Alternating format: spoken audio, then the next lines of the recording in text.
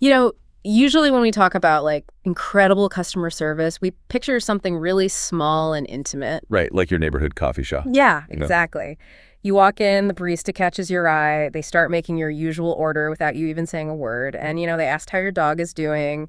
It feels like magic. Well, it feels deeply personal because, it relies on a very human connection.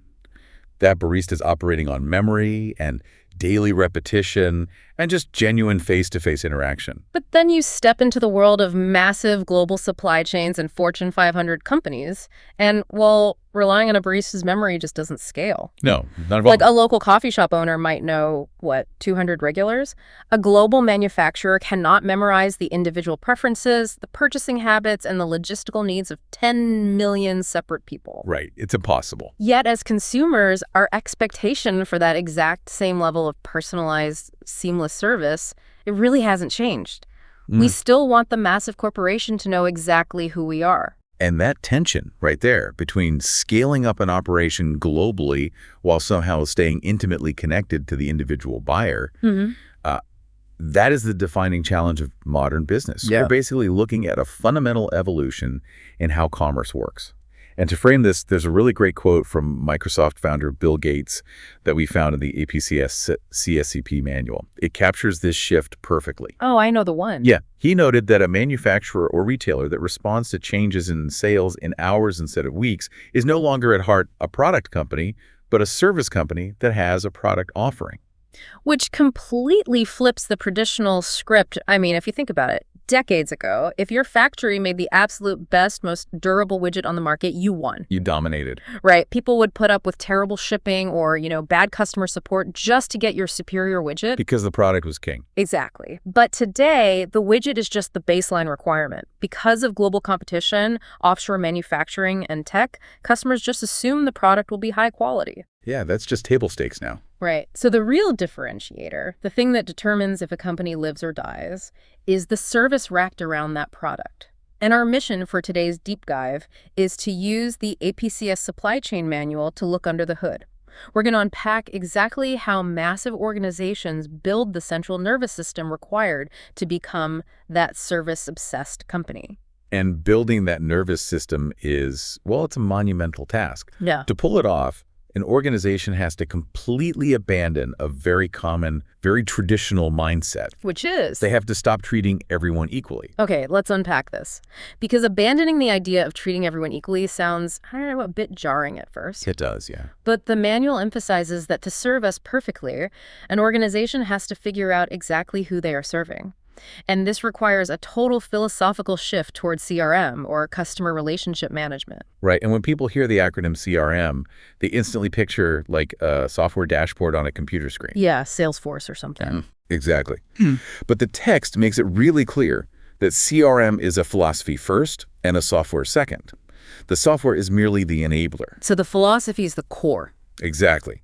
The philosophy itself puts the customer at the absolute center of the business strategy.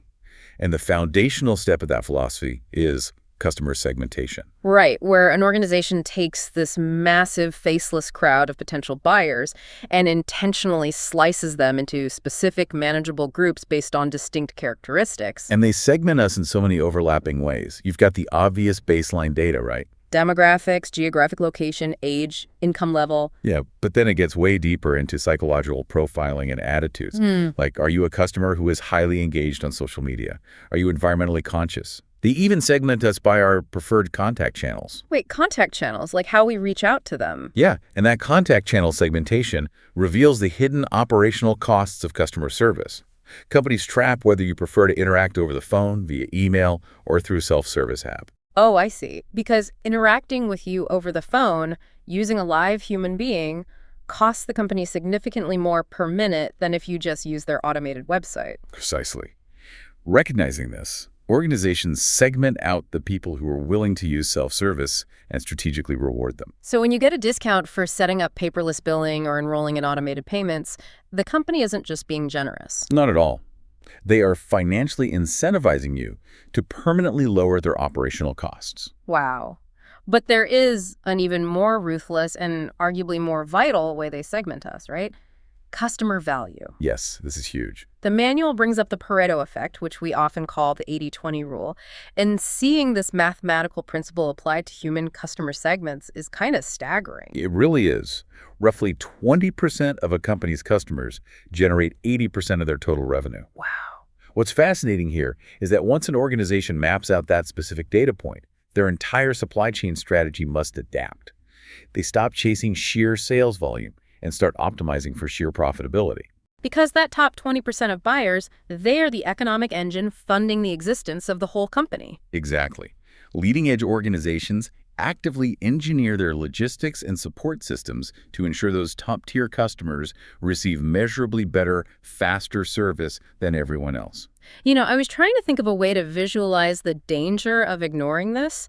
Treating all customers the exact same is, well, it's like throwing a dinner party and deciding to spend your entire budget equally on 100 casual acquaintances. Oh, that's a great analogy. Right. You buy mediocre appetizers for everyone and leave nothing special for your 5 closest friends. You end up with a lot of lukewarm relationships and no strong bonds. Yeah, and in a supply chain context, if you treat all orders equally, a highly profitable, massive order from your best client might get stuck behind a bottleneck. A bottleneck caused by what? A sudden influx of low-value, high-maintenance orders from casual buyers. Ah, right. But let me push back here for a second. If the top 20% get the royal treatment, does this mean companies are intentionally giving bad service to the bottom 80%? No, not at all. It's really about the strategic allocation of premium, finite resources. I mean, if a logistics network has a limited amount of expedited overnight shipping slots, or a call center has a finite number of highly trained senior resolution experts. You can't just give them to everyone. Exactly. You cannot offer them to everyone without bankrupting the operation. The bottom 80% of customers still receive the standard, perfectly acceptable service they paid for. But that top 20%. The system automatically upgrades them to free express shipping. Their phone number is recognized by the system, allowing them to bypass the queue and speak to an agent immediately. The company is actively protecting its profit margins by overserving the people who generate them. A customer's value isn't static, though, is it? I mean, it fluctuates wildly depending on when they're interacting with the company. Yes, timing is everything. The text breaks down the customer life cycle into 4 distinct types of relationships. You've got prospective, vulnerable, win-back, and loyal. Right. Just as a physical product moves through an introductory phase, a peak, and an eventual decline, a buyer moves through a predictable psychological life cycle. So the company's CRM strategy must aggressively shift gears depending on which bucket you currently occupy. Absolutely. And the vulnerable bucket is where the data analysis starts feeling, well, almost psychic. Yeah, this phase is entirely focused on managing churn, right? The rate at which existing customers cancel their service or leave for a competitor. Exactly. The text details how companies employ predictive churn models to flag you as a flight risk before you even formally decide to leave. That is wild. How do they know? Well, these predictive models are relentlessly analyzing massive data sets for microsignals. They look at your purchase history, sure, but they also track behavioral anomalies. Like what kind of anomalies? Have your app login times decreased this month? Did you stop using a premium feature you used to rely on? Are you taking 3 extra days to pay your monthly invoice? Oh, wow. So they track the tiny details. Yeah. The algorithm aggregates these tiny shifts, compares them to millions of past customers who have canceled, and calculates your specific probability of leaving. And once that algorithm flags you as vulnerable, the automated machinery just kicks in. The manual highlights the classic example of phone and cable companies. Oh, we've all experienced this one. Right. If you call to complain or even hint at canceling, the retention department will suddenly offer you 50% off for the next 6 months. Yep. And they do this because the physical infrastructure, the cell towers, the fiber optic cables, it's all already built. So the marginal cost of keeping you on the network at a discount is incredibly low compared to the massive marketing and sales costs required to acquire a brand new customer to take your place. Exactly. Now, if those retention efforts fail and you actually pull the plug, you instantly drop into the win-back bucket. And the operational urgency in this phase is intense. Because they're losing money every day you're gone. Right. The text provides a really compelling case study of a mobile phone company that realized they had lost 27% of their customer base. Wait, 27%? That's a massive drop. Huge. But they didn't panic and just blast a generic email to everyone who left. Right. They quickly analyzed their CRM data, identified only the most valuable customers who had churned, and hit them with a highly targeted special program. And it worked. They successfully won back 50% of those highly profitable customers within an astonishing 48 hours. And my absolute favorite detail from this case study is that they intentionally left the unprofitable customers with competition. Oh, it's brilliant. Ruthless efficiency. I mean, they allowed their competitors to bleed money managing the high-maintenance customers who cost more to serve than they generate in revenue. That's amazing. And that 48-hour window you mentioned is the critical variable. A company only has a tiny time frame to win someone back before that person signs a new contract, gets comfortable with the competitor's interface, and basically becomes locked in. You know, hearing about these aggressive discounts and lightning-fast retention teams, I have to ask, aren't companies accidentally training us to behave badly? How do you mean? Well, aren't they teaching consumers to call and threaten to leave every 12 months just to trigger the algorithm and get a better deal? Yes. That is a very real, documented risk. But this is exactly why the single virtual point of contact we discussed is so vital. Right. When you call in and threaten to leave, the retention agent isn't guessing. Their screen displays your exact profitability score. So they know if you're bluffing or if you're actually worth keeping. Exactly. If you are a high-value customer who rarely complains and pays on time, they will fight tooth and nail to keep you with steep discounts. Well, what if you're not? If the data reveals you only buy deeply discounted clearance items, frequently return products, and require hours of tech support, they might just politely process your cancellation. The data dictates who is worth the fight. That makes total sense. And those who are worth fighting for and who stick around eventually graduate into the final bucket, which is the loyal customers. The promised land for a supply chain. Right. The manual explains that the cost of acquiring a new customer is heavily front-loaded. A company spends a fortune on targeted marketing, onboarding teams, and deep initial promotional discounts. They might actually lose money on your first few transactions. Really? Just to get you in the door? Yes. But once a customer enters the loyal phase, that dynamic completely flips. The lifetime value of that customer begins to skyrocket. Because the massive acquisition costs disappear. Exactly. And loyal customers fundamentally change their purchasing behavior. They become prime candidates for cross-selling, which is when they buy complementary accessories to go with their main purchase. Like buying a phone case when you buy the phone. Right. They're also targets for upselling, where they willingly pay for premium versions or extended warranties. Their profitability margin steadily expands the longer they stay in the ecosystem. But, gathering all that behavioral data on a loyal customer over years of cross-selling, customer support tickets, and changing preferences, it creates a new problem. Where do you store it all? Exactly. Where do you put all this information? Identifying a highly profitable, vulnerable customer and hitting them with a custom offer within a 48-hour window is impossible for humans to execute manually at scale. No, you need a massive technological infrastructure to track it. Which brings us to the actual CRM technologies.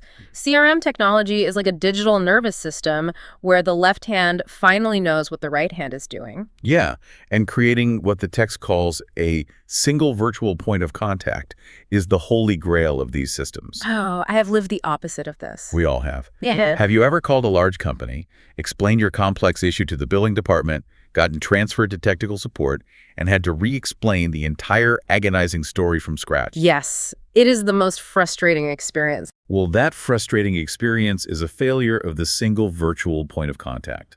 In a properly integrated CRM system, every single employee you interact with sees the exact same unified dashboard. So they see your entire 5-year purchase history, the email you sent last Tuesday, and the notes from your phone call 10 minutes ago. Precisely.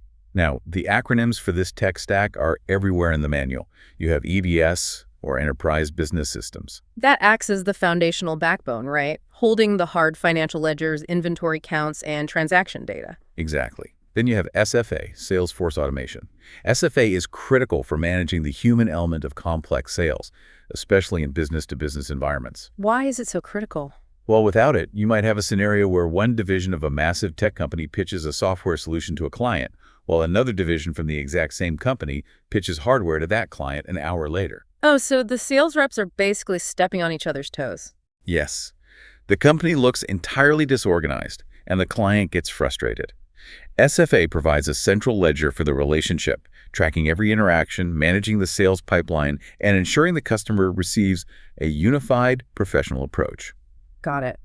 We also have campaign management tools. These are the automated engines running the marketing side. Right. So if the CRM data shows that a customer bought a high-end printer 6 months ago, the campaign management tool automatically triggers a targeted email offering a discount on ink cartridges for that specific model. Yep, and it schedules the delivery, tracks whether the customer opened the email, and calculates the final return on investment, all automatically. But the major architectural choice a company faces is where to safely store all this immense brain power, right? Yes, they can either dump it all into their main transactional database, or they can build a separate CDW, a customer data warehouse. Now, a transactional database needs to be incredibly fast and resilient because it is actively processing thousands of live web orders, inventory updates, and credit card swipes every single second.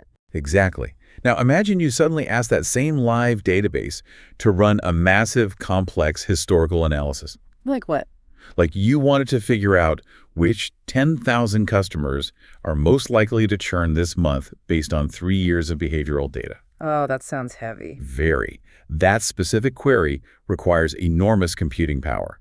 If you run it on the live transactional database, you could throttle the entire system. Meaning a customer actively trying to check out on your website might end up staring at a spinning loading wheel until they get frustrated, abandon their cart, and leave. Yes. You essentially crash your own checkout page just to run a marketing report. That is terrible business. Which is exactly why large organizations invest heavily in building a separate customer data warehouse. So the CDW pulls a passive copy of the raw data, allowing the analysts to do their heavy lifting and run their predictive churn models over there. Completely isolated from the live store. Right. Yet, even with a perfectly architected data warehouse and state-of-the-art SFA tools, the manual points out that CRM implementations still fail at an alarming rate. They do. And surprisingly, the failure is rarely a technological issue. It's an organizational culture failure, isn't it? Almost always. Company leadership becomes so enamored with the shiny new software that they forget to redesign their actual processes around the customer's needs. They just use the expensive new tools to execute their old, flawed processes faster. So if the underlying culture isn't aligned, the technology just amplifies the dysfunction. Yes. If we connect this to the bigger picture, this is a textbook example of sub-optimization. Sub-optimization. That's when one specific department optimizes its own internal metrics to look great on paper, but their actions actively harm the overall supply chain, right? Exactly. For instance, a sales team might utilize their shiny new CRM system to aggressively close deals by promising guaranteed 2-day delivery to every single client. Oh, so their quarterly sales numbers look phenomenal. Phenomenal. However, they've completely sub-optimized the logistics department, which is now forced to spend a fortune on expedited air freight to fulfill those impossible promises. Entirely wiping out the company's profit margin. Exactly. The technology is useless if the internal culture isn't aligned. Okay, so if a company manages to align its culture and they spend millions building this integrated CRM nervous system, how do they prove it is actually working? They have to look at the scorecard, right? The customer service metrics. Yes. And the golden rule of the scorecard is that a company absolutely cannot rely on customer complaints to gauge success. But it feels so logical to assume, well, our customer service phones aren't ringing, so everyone must be perfectly happy. It does feel logical, but the text highlights a terrifying reality for businesses. Manufacturers of large ticket goods hear from less than 5% of their unhappy customers. Wait, less than 5%? Less than 5%. That means 95% of the time, the customer experiences a failure, quietly stews in anger, and simply takes their future business to a competitor without ever saying a word. Yep. Companies cannot afford to wait for the phone to ring. They have to proactively measure the operational mechanics themselves. And the ultimate metric they track is called perfect order fulfillment. Perfect order fulfillment. Okay, what is that? It's a highly rigorous S-score metric. S-score stands for Supply Chain Operations Reference. It does not just measure whether the final item arrived at the house. It measures the flawless execution of the entire life cycle of the transaction. So every single step. Every step. Was the initial order entry accurate? Was the financial credit check seamless? Was the exact right item picked from the warehouse shelf? Was it delivered on time, completely undamaged? And finally, was the resulting invoice perfectly accurate? Achieving a 100% perfect score across all those steps is brutally difficult because of the compounding math involved. Oh, the math is brutal. Let's walk through how fragile this metric really is. Say a company is highly competent and operates at 95% accuracy at every individual step. They are 95% accurate at order entry, 95% accurate at warehouse picking, 95% at shipping, and 95% at invoicing. Right. Now, you do not average those numbers out to claim a 95% perfect order rate. No, you have to multiply them together. You multiply 0.95 by 0.95 by 0.95 by 0.95 by 0.95. Suddenly, your perfect order rate drops to roughly 81%. Wow. So that means almost 1 out of every 5 orders has a defect somewhere in the chain. Yes. And a defect requires a human employee to intervene and fix it, which costs the company money, and it frustrates the buyer, which risks their lifetime value. The financial payoff for improving that compounding math is immense, though.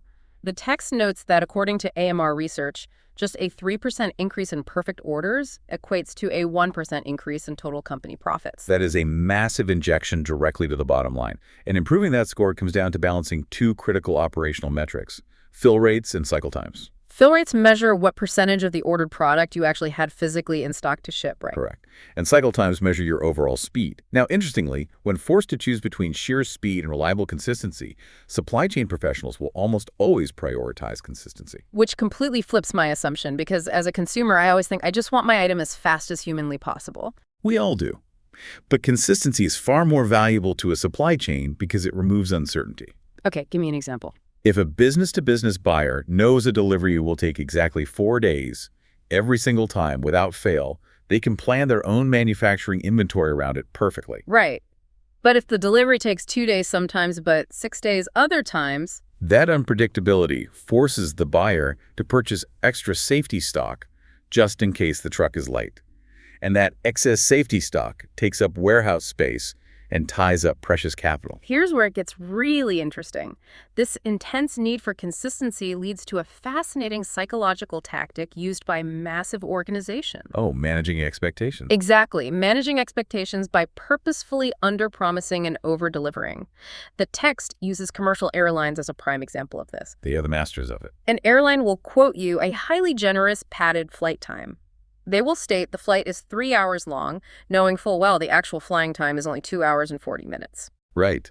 So when the plane touches down, the pilot gets on the intercom and happily announces that you have arrived early. And you walk off the plane feeling highly satisfied. They managed your psychological expectation perfectly. This raises an important question, though, regarding the constantly moving target of customer expectations. Because expectations never stay the same. Exactly. An organization can pad their flight times, and they can successfully hit their internal perfect order metrics year after year. But even if the company's performance stays exactly the same, their external customer satisfaction scores are likely going to drop over time. Why? Because no business operates in a vacuum. Right. Your competitors are constantly raising the baseline of what is considered normal. If a massive player like Amazon normalizes next-day delivery, your perfectly consistent, highly reliable 3-day delivery suddenly feels painfully slow to the modern consumer. The baseline for satisfaction is always moving upward. It paints a picture of a supply chain that can never rest. It must be constantly listening, constantly calculating profitability, and constantly adapting its internal networks just to keep the economic engine running smoothly. It's an endless cycle of improvement. It really is. Now, I want to leave you with one final, slightly provocative thought to mull over, based on everything we've covered today. The manual talks extensively about using the voice of the customer, or VOC, as a vital tool. Oh, yeah. That involves using focus groups and deep listening to uncover our unstated hidden expectations so the company can serve us better. Exactly. But when you combine VOC with these incredibly advanced predictive churn algorithms and massive customer data warehouses, these organizations aren't just reacting to our stated needs anymore. No, they're anticipating them. Right. They're actively anticipating our behavior before we even realize what we want. At what point does CRM cross the invisible line from simply serving our needs to quietly, algorithmically engineering our desires? That is the philosophical tightrope of modern commerce. Hmm. Data can be used to serve, or, it can be used to steer. Exactly. So the next time you walk into that local coffee shop and enjoy that human interaction, or the next time you click Buy Now on a website and instantly receive a perfectly timed discount offer tailored exactly to your habits. Take a second to look behind the curtain. Yeah, think about what's making it happen. Think about the massive data models, the segmented supply chains, and the relentless compounding math working furiously in the background to make that moment feel like magic. Thank you for joining us on this deep dive. We'll see you next time.